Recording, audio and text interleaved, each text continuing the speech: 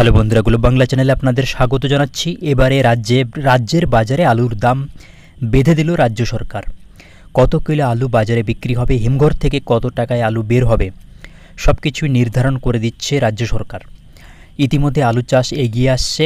এখনও বাইরের রাজ্যের যে বর্ডার, সেই বর্ডার খুলে দেওয়া হচ্ছে না রাজ্য সরকারের তরফ থেকে। এদিকে হিমঘরে প্রচুর আলু এখনও স্টকে।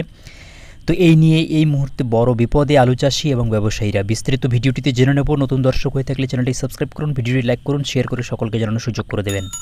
বন্ধুরা, রাজ্যের কৃষি উপদেষ্টা এবং রাজ্যের কৃষি বিপণন মন্ত্রীর উপস্থিতিতে আলুর বাজার মূল্য আপাতত নির্ধারণ করে দেওয়া হলো।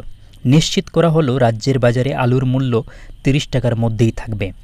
বুধবারই সিঙ্গুরের তাপসী মালিক কৃষি মান্ডিতে আয়োজিত এক উচ্চ পর্যায়ের বৈঠকে এই সিদ্ধান্ত নেওয়া হয়েছে।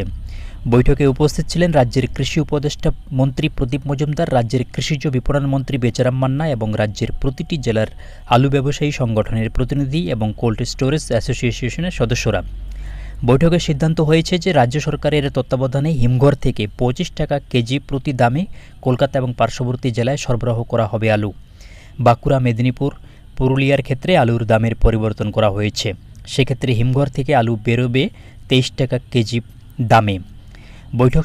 বৈঠক শেষে জানানো হয় যে রাজ্য সরকারের সার্বিক লক্ষ্য হলো রাজ্যের বাজারে আলুর দাম 30 টাকার মধ্যে বেঁধে রাখা। আলোচনায় আলু ব্যবসায়ীদের বিভিন্ন অসুবিধা, বিশেষত বাইরের রাজ্যে আলু পাঠানোর অসুবিধা নিয়ে দীর্ঘ আলোচনা হয়েছে। বৈঠকে কেট আলু অর্থাৎ ছোট আলু এবং মাঝারি আলু বীজ হিসেবে ব্যবহারের কিছু অসুবিধা আছে, তা নিয়েও দীর্ঘ আলোচনা হয়েছে। জানিয়ে দেওয়া হয় যে বৈঠকে আলোচিত যাবতীয় সুবিধা এবং অসুবিধা সমস্তটাই জানানো হবে রাজ্যের মুখ্যমন্ত্রী মমতা ব্যানার্জিকে। পরবর্তী সময়ে এই প্রসঙ্গে গুরুত্বপূর্ণ প্রত্যেকটি সিদ্ধান্ত নেবেন মুখ্যমন্ত্রী।